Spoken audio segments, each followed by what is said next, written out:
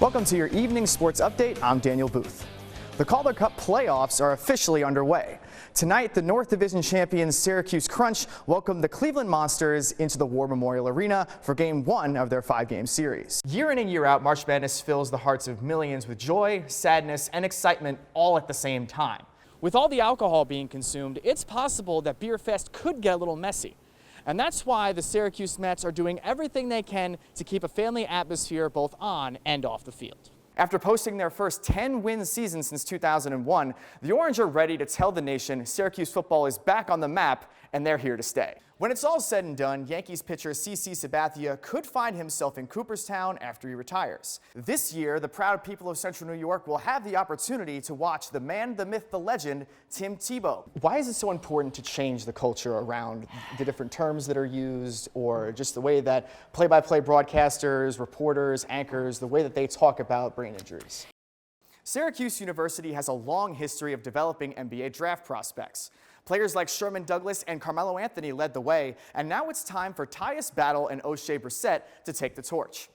Now, according to ESPN's pre-draft rankings, Oshae Brissett is coming in at number 79, and not too far behind, Tyus Battle at number 82. So, now, there are 30 teams in the NBA, and there are only 2 rounds in the draft, which means that there are 60 players who are going to hear their names called. And if both Battle and Brissett go undrafted, it'll be the first time since the late 1990s that Syracuse will have no players drafted in back-to-back drafts. When it's all said and done, Yankees pitcher CC Sabathia could find himself in Cooperstown after he retires.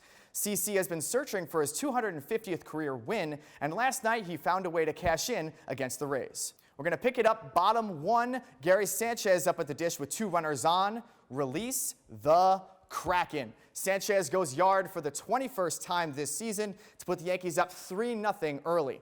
Sticking in the first, DJ LeMahieu up at the plate with bases loaded, a single up the middle, and 2 runs are going to score to put the Yankees up 6-0. DJ LeMahieu has been ridiculous with runners in scoring position this season. In the 7th, Gleyber Torres up at the plate, and he goes yah-yah. A grand slam to put the Yankees up 12-1. Now, CC Sabathia was the story of the game, pitching 6 innings and finished with 7 Ks, and he did secure his 250th career win. The Yankees topped the Rays 12-1. Elijah Hughes tosses it up from 80 feet out and sinks it right before halftime. That was a momentum changer in the game right there, folks. Tyus Battle going to work deep in the second half. The step back 3, it is good. Shades of James Harden on that one. Going to overtime. Tyus Battle once again on the ISO. The step back again, it is cold-blooded. Frank Howard on the drive, tosses it up to Pascal Chukwu for the dunk, and that is all she wrote, folks, right there. Syracuse upsets number 1 Duke. Harrison Bucker, the kick is up, and it is good. We're going to overtime, tied at 31. The Pats won the coin toss, so Tom Brady is on the field first, chucking the ball to Gronk once again, all reliable, getting the job done. It inevitably sets up a Rex Burkhead rushing touchdown to ice the game. The game is over. Patrick Mahomes never got an opportunity to get back on the field, and because of that, the Patriots are going back to their 3rd consecutive Super Bowl. Tomorrow night, the Syracuse Mets are hosting the annual Ballpark Beer Fest at NBT Bank Stadium. Right now, we'll have somewhere in the neighborhood of 120 different beers available. That's adding and subtracting every day. And then somewhere in the neighborhood of 60 to 70 breweries. This event highlights different flavors of beer from breweries all over the country and gives them the chance to promote their product in a different market. It's really great to develop those relationships, and it's great for the fans to be able to be introduced to another local company that they may not have otherwise heard about.